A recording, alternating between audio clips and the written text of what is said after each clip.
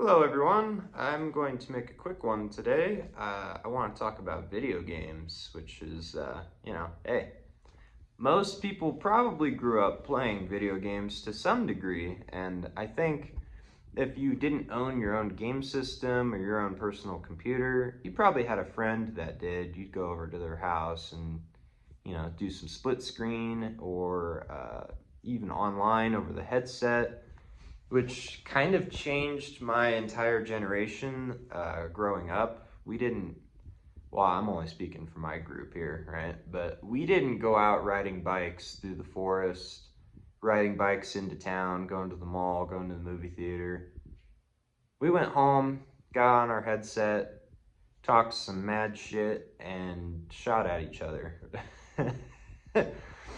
Video games was the main pastime of my youth, and it was definitely the main pastime of most guys that are probably in my age range, 20s.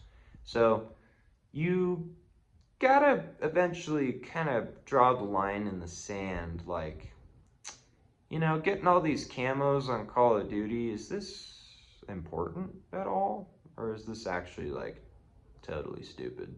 Because that ain't leveling up. It says you're leveling up. You're looking at the screen and it tells you you're level 55, you're about to prestige.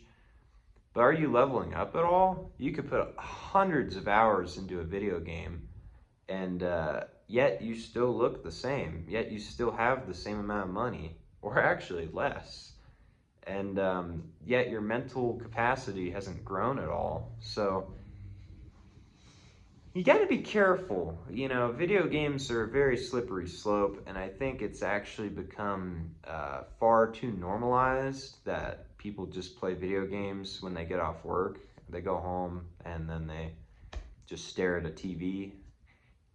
It's better. I will give you this. It is better than just watching football or just watching, the news for sure. It's much better than that. At least you're learning some social skills if you're in a party or a group chat, and you're working on like how to do things that you might not want to do, but it's to such a minor level.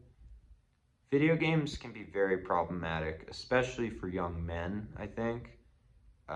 Speaking from my experience, I find that the desensitization to violence is something that, dude, since I was like 5, I've been desensitized to violence. I played God of War. I'm grabbing somebody and ripping them in half and sticking a blade through them. At 5 years old, that should be very gruesome, and yet it ended up being something that I was just like hoping the next game would look more realistic. Playing Gears of War, starting up a chainsaw and ripping through someone. That's pretty visceral. Yet most people have kind of adapted to this violent world, and I think that's not very intense. It's something that the shock factor wears off pretty quickly. And I'm going to discuss a game series that I personally have always really liked, and it's such a enigma in the gaming world, and that's Manhunt 1 and 2.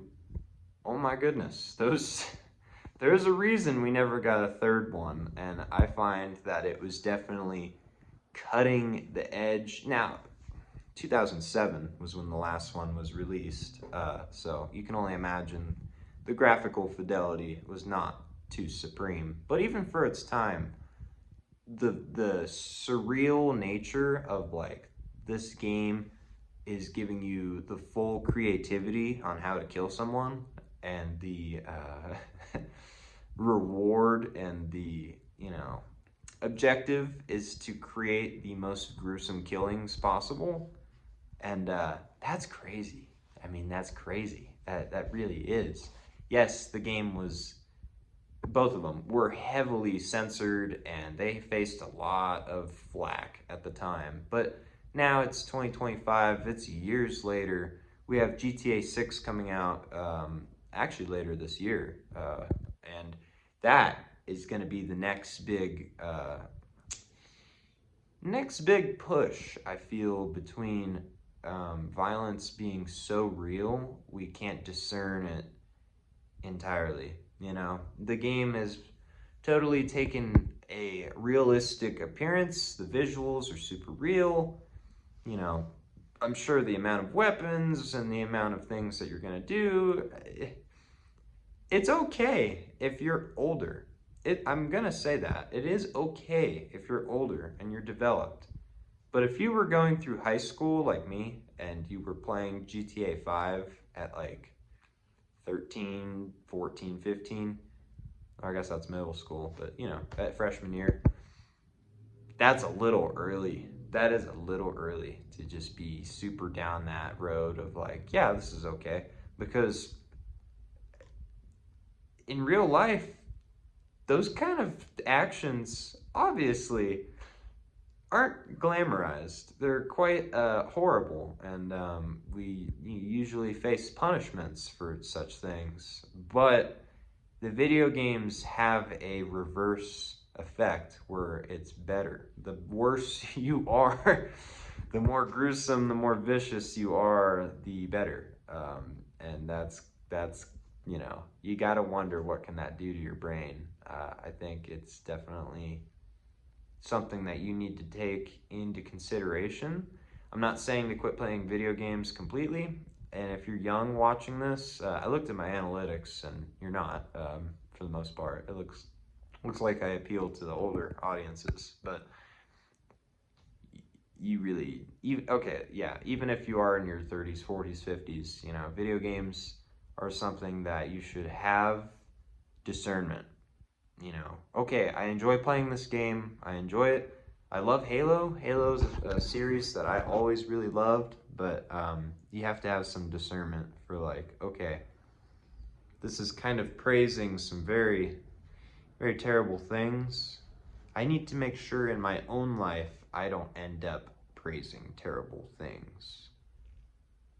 Looking up to people who, oh geez, I could this could be a rabbit hole video. I don't want to do that. But anyways, you don't want to look up to people who are very successful, who've done terrible things to get there, because truly there is a difference between clean money and dirty money. And you learn that difference fast, then you'll learn the difference of